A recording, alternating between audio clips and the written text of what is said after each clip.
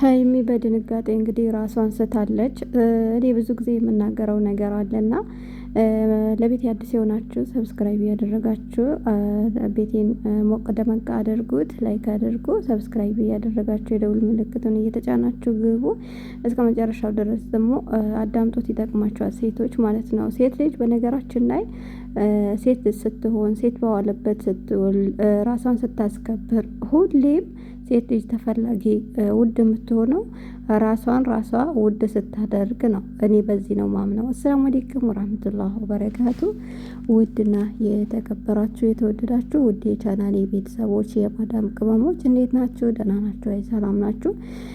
በሁለቱም በኩል ጾም እንዴት አድርጎ ይዟቸዋል? አላህ ሱብሃነሁ ወተዓላ ጾማችን ይቀበለን። በምናየው በምንሰማው በምናደርገው ሳይሆን በሱ እዝነት በሱ ርህራሄ ይዘንልን በቀሩት ቀናቶችም ደግሞ ተጠቃሚ አላህ ያድርገን። በትክክል ጾሙ ከሚያስረክቡት ባሪያዎች ያድርገን እያልኩኝ እንደተለመደው ዛሬም በሀይሚና በቡርኬ አንዳንድ ነገር ልል ነው የመጣሁት። ያው አንቺና ትዕግስትሽን እስከማስጨርስ ድረስ እኔ ከጎኑ ነኝ እያለች ነበረ።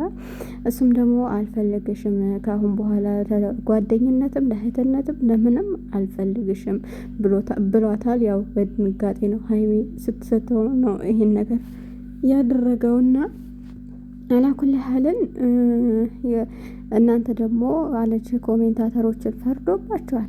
አይቶ ለዚህ ደረጃ ያበቃንን ሰው በዚህ መልኩ መናገር ደግሞ የለብሽም።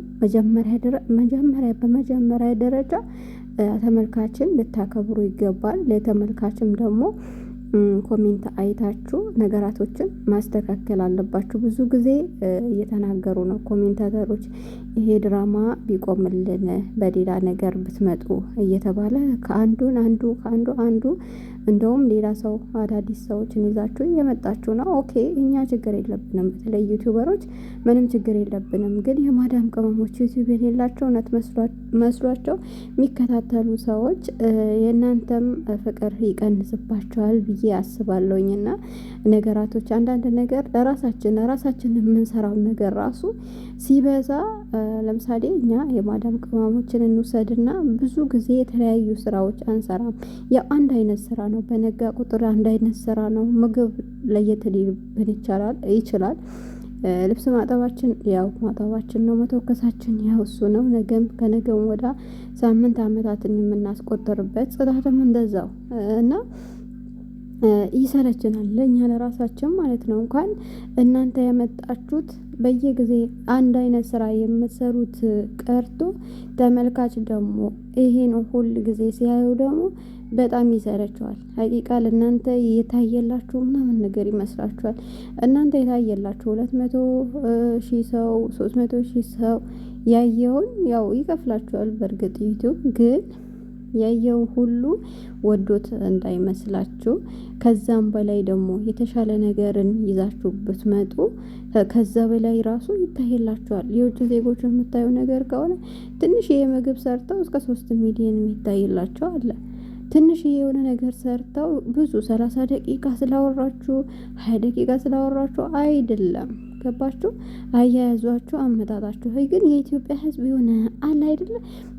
በተለይ አሁን ላይ የሚታይ ነገር የሆነ ብልሽልሽ የሆነ ነገር፣ መጥፎ ነገር፣ የሚያስጠላ ነገር፣ ባልና ሚስት እንደ ቃቃ ጨዋታ ምናምን ነገሮች ይሄንን ነው ትኩረት እየሰጠው ያለው። በተለይ ባልና ሚስት ሆነው ሲመጡ ምናምን ነገር ይሄ ነው በአብዛኛው የሚታየው ነገር። ግን እኛ ራሳችን እንደ ውጭ ዜጎች የተለያዩ ፈን የሚያደርጉ ቪዲዮዎች፣ የሚጠቅሙ ቪዲዮዎች ብንሰራ አሁን ላይ ኢትዮጵያ በተለይ በምግብ ዙሪያ ብንወስደው ምግብ ይዘው የሚመጡ ሰዎች ይታይላቸዋል። የውጭ ዜጎችም ያያሉ።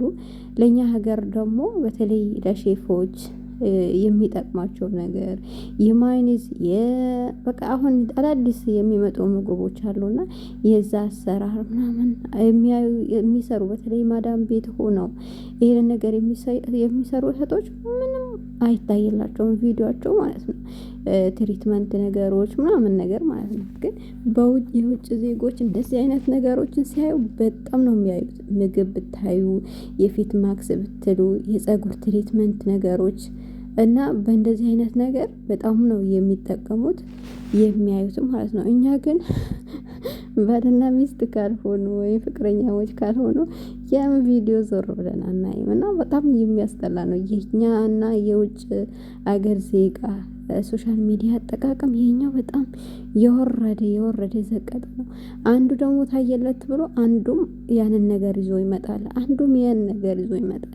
እስቲ የተለያዩ ነገሮችን ወጣ ብላችሁ ለመስራት ሞክሩ። አንድ ነገር አመት 2 አመት በተለይ እነ አብርሽና እነኚህ ሀይሚና ብሩኬ ማለት ነው። በቃ አንድ አይነት ስራ አምናም የሰራችሁ ዘንድሮ የዛሬ 2 አመት የሰራችሁትን ዘንድሮም እየሰራችሁት ነው ያላችሁት። እና እስቲ አንዳንዴ ወጣ በሉ ለተመልካችም ደስ እንዲለው ማለት ነው።